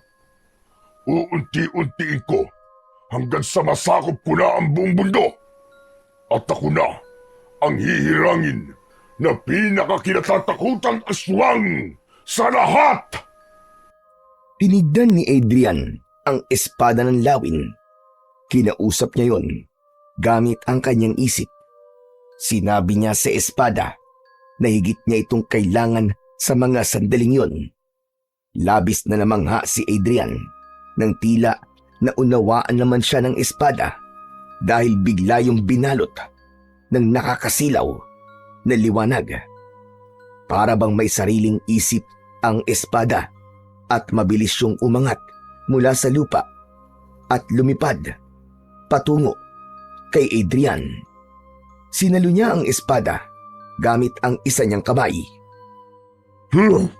Ano to? Hindi! Paanong nasa iyo muli ang espadang yan? Hindi maaari! Ano? Bilib ka ba, ha? Sinong kutong lupa? Tsaka hindi ba't sinabi ko sa'yo na ngayong gabi na magaganap ang iyong kamatayan? Magsasama na kayo ng lolo mo si Taning! At sa isang iglap, mas nagliwanag ang espada na may mutya ng pakpak ng lawin. Kaya napaatras ang pinuno ng mga aswang na si Gubaton. Agad namang tumayo si Adrian. Sa muling paghawak ni Adrian sa espada ng lawin, ay may naramdaman siyang kakaibang lakas na dumaloy sa kanyang buong katawan hanggang sa kanyang mga ugat at sa lahat ng himaymay ng kanyang laman. Ang kanyang likod ay kumibot-kibot, kumirot ng pagkasakit-sakit na animoy may gustong kumawala mula sa loob. At mula roon ay unti-unti nang sumibol ang malalapad na pakpak ng isang lawin. Para siyang isang anghel na bumaba mula sa langit. Nang kumampay ang mga pakpak niya, ay lumikha yun ng malakas na hangin. Sumambulat ang alikabok sa paligid. Ano to? Anong nangyayari? Bakit bigla ka nagkaroon ng pakpak? Imposible ito! Humanda ka na sa iyong kamatayan, hayop ka, Gubaton! Dahil ito na ang rurok ng kapangyarihan ng espada at pakpak ng lawin. Para sa mga taong pinahirapan mo, tinanggalan mo ng mga mahal sa buhay. Sa lahat ng mga naging biktima mo at ng mga alagad mong kapwa mo demonyo.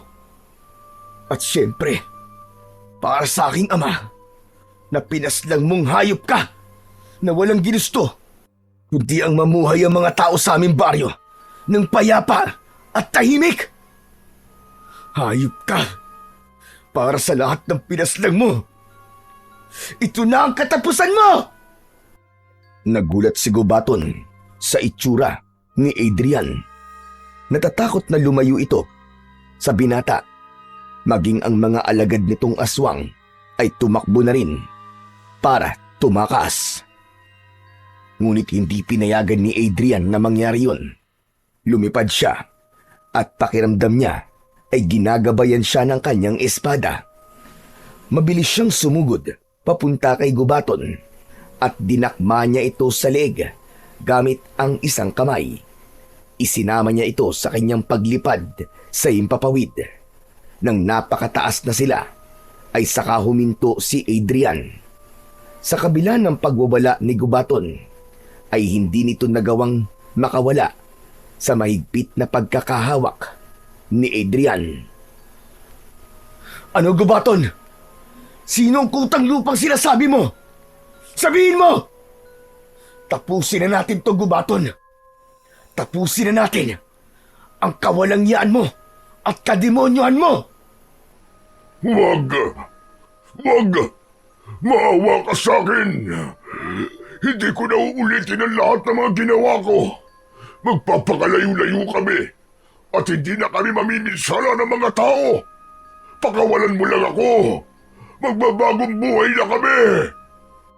Ibang klase ka ring hayop kay, no? Naririnig mo ba ang mga sinasabi mo? Maawa!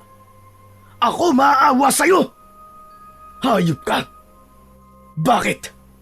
Naawa ka ba sa tatay ko at sa lahat ng mga pinaslang mo? Hayop ka!